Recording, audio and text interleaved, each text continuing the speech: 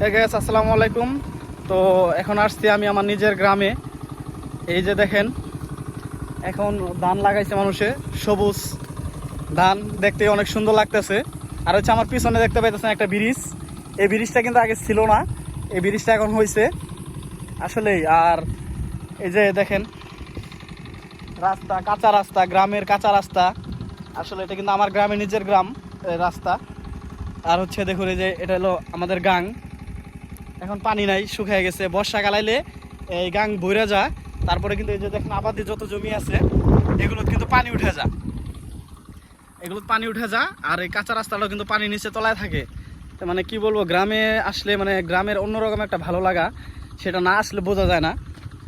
মানে শহরে থাকলে হচ্ছে শুধু চতুর্দিকে বিল্ডিং আর বিল্ডিং, কিন্তু গ্রামে আসলে একটা জিনিস ভালো লাগে আপনার, যে সবুজ গাছপালা দেখুন কত সুন্দর, মনোমুগ্ধকর দৃশ্য। এসব দেখলে এমনি মনটা কিন্তু জোড়ায় যায়, অন্যরকম একটা ভালো লাগা কাজ করে। আসলে মানে যদি কিছু চান, ভালো কিছু দেখতে চান, তো অবশ্যই কিন্তু আপনার গ্রামে আসতে হবে। গ্রামের বিকল্প কিন্তু আর কিছু নাই, গ্রামের বিকল্প কিচ্ছু নাই। আসলে গ্রাম হচ্ছে প্রাকৃতিক দৃশ্য, যদি উপভোগ করতে চান তো অবশ্যই কিন্তু আপনাদের গ্রামে আসতে হবে। তো এইটুকুই ভিডিওটা। ভালো লাগলে লাইক কমেন্ট শেয়ার করে দিবেন। ধন্যবাদ সবাইকে। আসসালামু আলাইকুম।